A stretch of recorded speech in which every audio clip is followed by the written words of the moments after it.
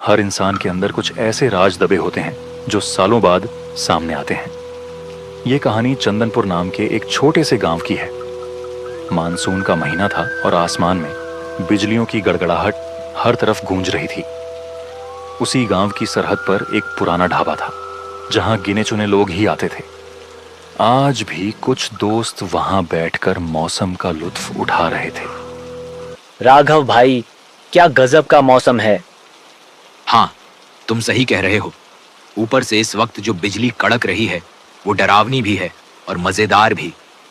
जो भी हो, दोस्तों के साथ यहाँ इस वक्त बैठना एक अलग ही एहसास है। मन कर रहा है कि पूरी रात यहीं बिता दूं। चाय और तुम जैसे दोस्त। इन सब का मजा तब और बढ़ जाता है जब बिरजू काका अपनी कहानियों का पिटारा खोलते हैं। वैसे काका की कहानियां सिर्फ मनगढ़ंत नहीं होती। लोग कहते हैं कि उनकी हर बात सच होती है। अरे छोड़ो भी भाई, मुझे नहीं लगता कि बिरजू काका की बातें सच होंगी। आज के दौर में ये भूत प्रेत और जादू टोना भला कहाँ होता है। तुम इन सब पर यकीन मत करो। तुमने शायद अनुभव नहीं किया, इसलिए ऐसा कह रहे हो। असल में ये सब सच है। लेकिन काका अभी तक आए क्यों नहीं? मैंने उन्हें कहा था कि थोड़ी देर में ढाबे पर आ जाना। काका आते ही होंगे।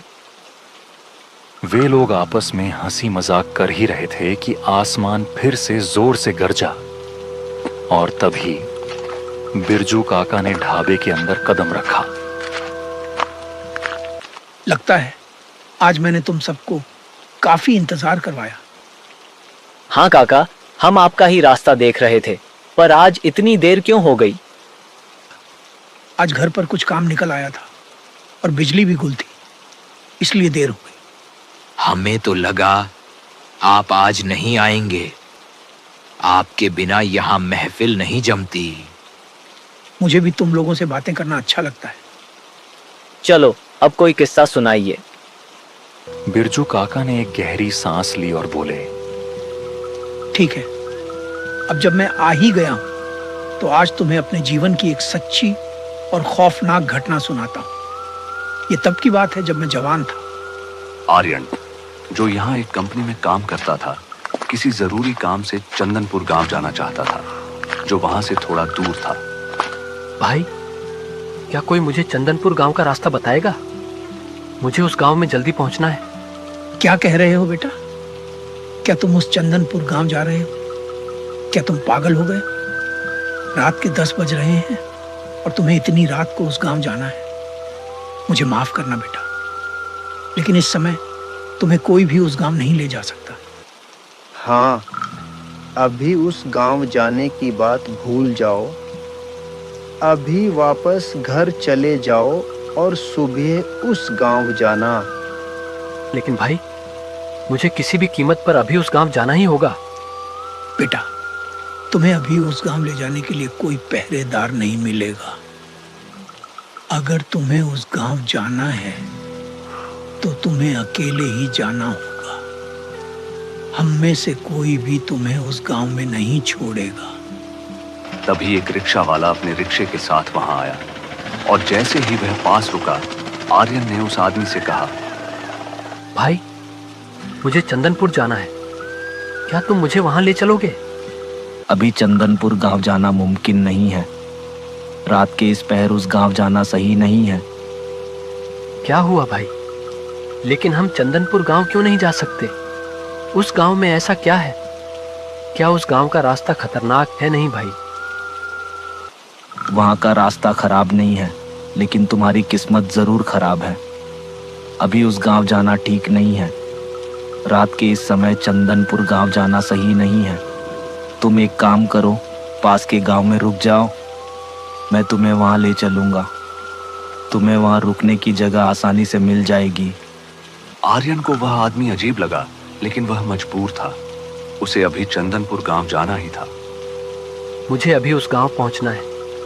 मैं तुम्हें थोड़े ज्यादा पैसे दे दूंगा, लेकिन मुझे अभी वहां ले चलो। ठीक है, मैं तुम्हें अभी उस गांव ले जाऊंगा, लेकिन एक बात याद रखना, रात में हर सड़क पर सिर्फ इंसान ही बाहर नहीं निकलते। आर्यन ने उस आदमी की बात पर ज्यादा ध्यान नहीं दिया। और चुपचाप उठकर उस रिक्शे में बैठ गया। रिक्शा धीरे धीरे उस खाली उजाड़ सड़क पर चलने लगा। चारों तरफ एक अजीब सी खामोशी छाई हुई थी और आज कुत्ते भी कम भौंक रहे थे। पूरी सड़क पर अजीब अजीब आवाजें आ रही थी।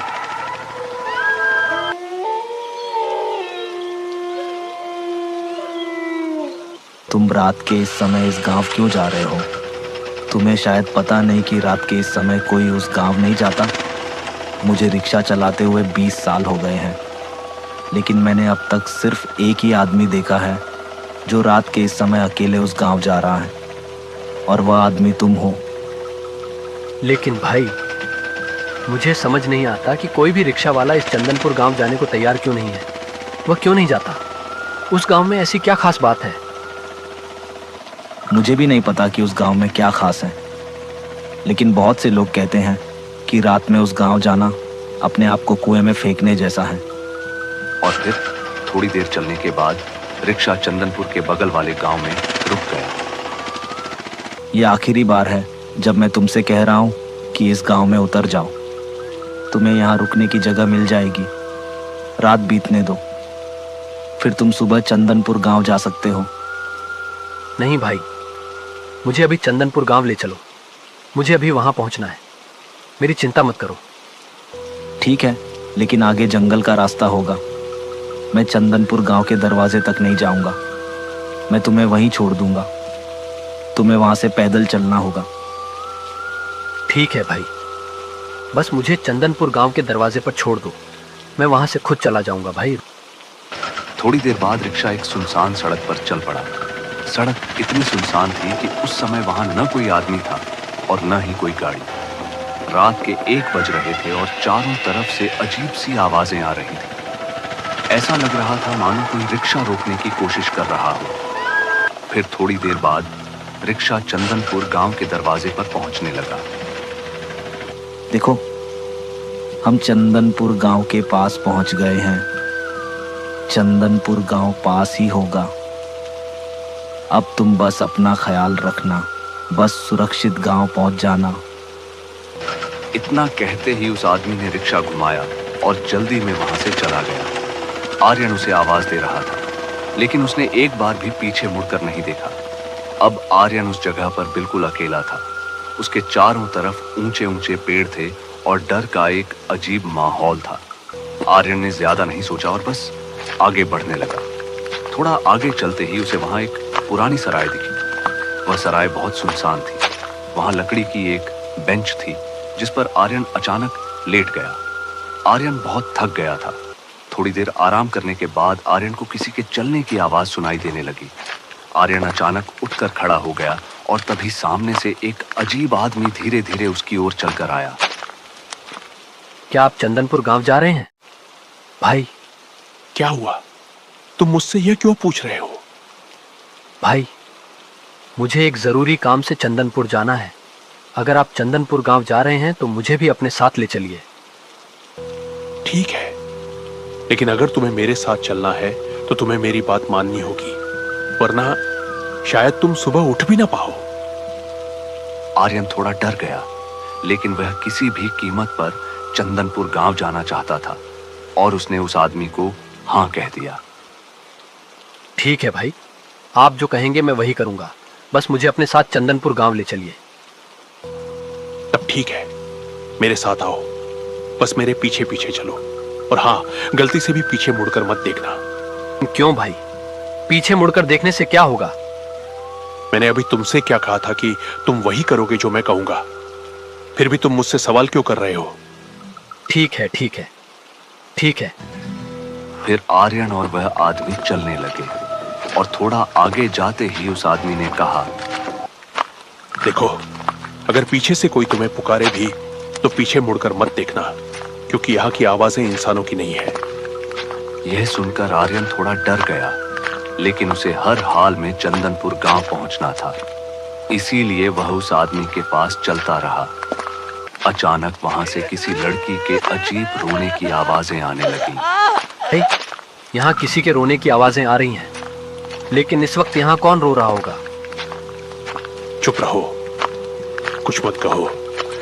ये किसी लड़की या इंसान की आवाजें नहीं है, ये वे छलावे हैं जो रात में अपने शिकार की तलाश करते हैं। यह सुनकर आर्यन थोड़ा डर गया, लेकिन वह उस आदमी के पीछे चलता रहा। थोड़ी ही देर में वे दोनों चंदनपुर गांव पहुंच गए। लो, मैं तुम्हें यहां ले आया हूं। अब तुम्हारी मंजिल आगे है। अब मैं जा रहा हूं। इतना कहते ही वह आदमी अचानक गायब हो गया। यह देखकर आर्यन डर गया। उसे सब कुछ अजीब लगने लगा। उसे एक अजीब सी गंध आने लगी। गांव के घर बहुत पुराने थे और वे उसे डरा रहे थे। घर का हर दरवाजा बंद था। चंदनपुर गांव की गलियां सुनसान थी। उस समय किसी जानवर या किसी इंसान की कोई आवाज नहीं थी। चलते चलते आर्यन एक घर के पास रुका और दरवाजा खटखटाया। सुनिए, क्या यहाँ कोई है? मैं पास के शहर से आया हूँ। कृपया मुझे रात बिताने के लिए जगह दें। अंदर से कोई जवाब नहीं आया, लेकिन आर्यन को महसूस हुआ कि कोई अंदर खड़ा है और चुपचाप उसे सुन रहा है, लेकिन दरवाजा नहीं खुल रहा था। फिर आर्यन आगे बढ़ने लगा और चलते हुए उसने देखा कि उसके सामने एक बूढ़ा आदमी बैठा है। आर्यन उसके पास गया और बोला, काका, मेरा नाम आर्यन है और मैं यहाँ एक जरूरी काम से आया हूँ। आदमी ने धीरे से अपनी गर्दन घुमाई और उसकी आंखें बहुत अजीब और डरावनी थी। कुछ देर तक वह आर्यन को अजीब नजरों से देखता रहा। फिर कुछ समय बाद वह कहने लगा, बेटा, शराफत से वापस चले जाओ।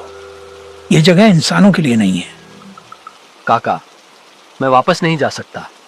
मैं यहाँ एक बहुत ज़रूरी काम से आया हूँ और मैं वह काम ज़रूर करूँगा।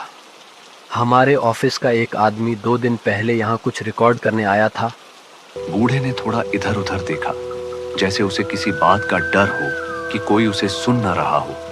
फिर उसने डरते हुए कहा, तो तुम उस आदमी की बात कर रहे हो जो कुछ दिन पहले यहाँ कुछ जानकारी लेने आया था?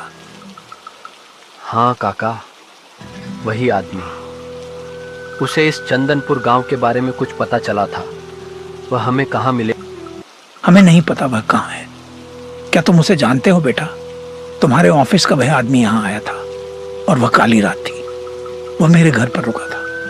मैंने उसे बताया था कि आधी रात के बाद अगर कोई दरवाजा खटखटाए तो उसे देखने बाहर मत जाना, लेकिन उसने मेरी बात नहीं मानी और आधी रात के बाद घर से निकल गया। उसके बाद वह नहीं मिला। यह कैसे मुमकिन है? अगर वह आदमी यहाँ कहीं खो गया था तो किसी ने पुलिस को क्यों नहीं बताया? पुलिस? बेटा, यहाँ कोई पुलिस नहीं आती और वह आदमी यहाँ खोया नहीं था। असल में काली रात ने उसे घेर लिया था। आधी रात के बाद यहाँ लोग नहीं घूमते। असल में वे किसी का शिकार बन जाते हैं।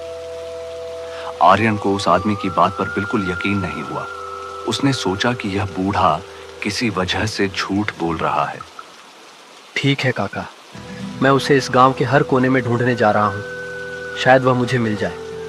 ठीक है बेटा, जैसी तुम्हारी मर्जी, लेकिन तुम आज बस मेरे घर रुक जाओ। अगर तुम सुबह तक जिंदा रहे तो सुबह उसे ढूंढने जाना। आर्यन के पास और कोई रास्ता नहीं था। रात गहरी और काली थी और इतनी रात गए बाहर निकलना मूर्खता का काम था। तो थोड़ी देर बाद वह बूढ़े के घर गया और वहीं रुक गया। बूढ़े का नाम दीपक था और उसका घर बहुत छोटा था, जिसमें सिर्फ एक ही कमरा था। दीपक काका ने आर्यन को खाने के लिए कुछ बचा हुआ खाना दिया। फिर वे दोनों उस अंधेरे कमरे में चुपचाप बैठ गए। ठीक है काका, मुझे एक बात बताओ, इस चंदनपुर गांव की कहानी क्या है?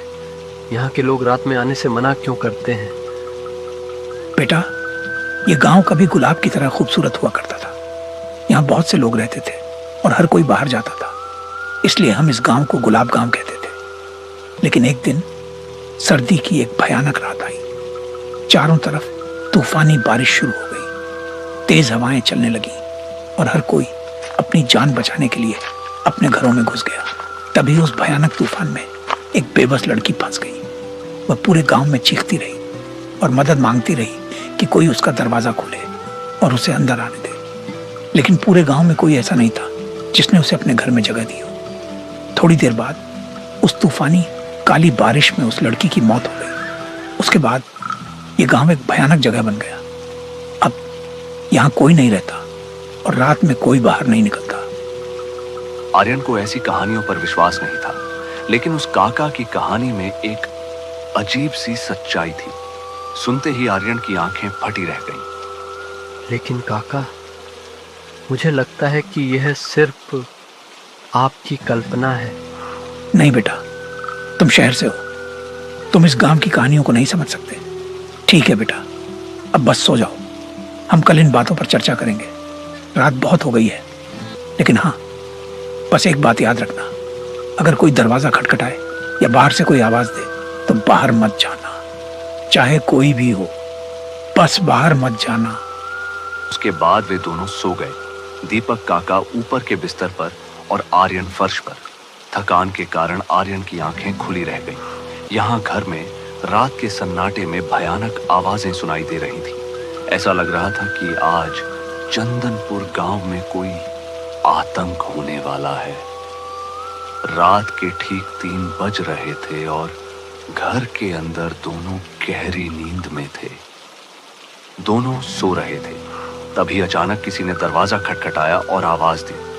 आर्यन की आंखें उसी समय खुल गईं। वहां डर का एक अजीब माहौल था। दीपक काका गहरी नींद में सो रहे थे। आर्यन उठकर बैठ गया और उसका दिल बहुत जोर से धड़क रहा था। रात के इस समय ये कौन है? मैं बाहर जाकर देखूंगा, शायद किसी को मदद की जरूरत हो। यह कहकर आर्यन घर से बाहर जाने की सोचता है। दीपक काका ने भी उसे बाहर न जाने के लिए कहा था, लेकिन वह फिर भी बाहर चला गया। जैसे ही वह बाहर पहुंचा, उसने जो कुछ भी देखा उसके होश उड़ गए। उसके सामने एक डरावनी डायन खड़ी थी। उसकी आंखें और उसका पूरा शरीर बहुत डरावना था। वह वही छलावा थी जो उस तूफानी बारिश का शिकार हुई थी। उसे देखकर आर्यन बहुत डर गया, लेकिन अब उसके पास कोई रास्ता नहीं बचा था, क्योंकि वह उसके जाल में फंस चुका था और घर के बाहर खड़ा था। तुम मेरे जाल में फंस गए हो, अब तुम्हें मुझसे कोई नहीं बचा सकता। अब मैं तुम्हें तुम्हारे ऑफिस के दोस्त की तरह अपना शिकार बनाऊंगी। आर्यन अपनी जगह से हिल नहीं पा रहा था और न ही उसके गले से कोई आवाज निकल रही थी। थोड़ी देर बाद जब बूढ़ा आया और देखा तो वहां सिर्फ आर्यन पड़ा था। वह भी मर चुका था।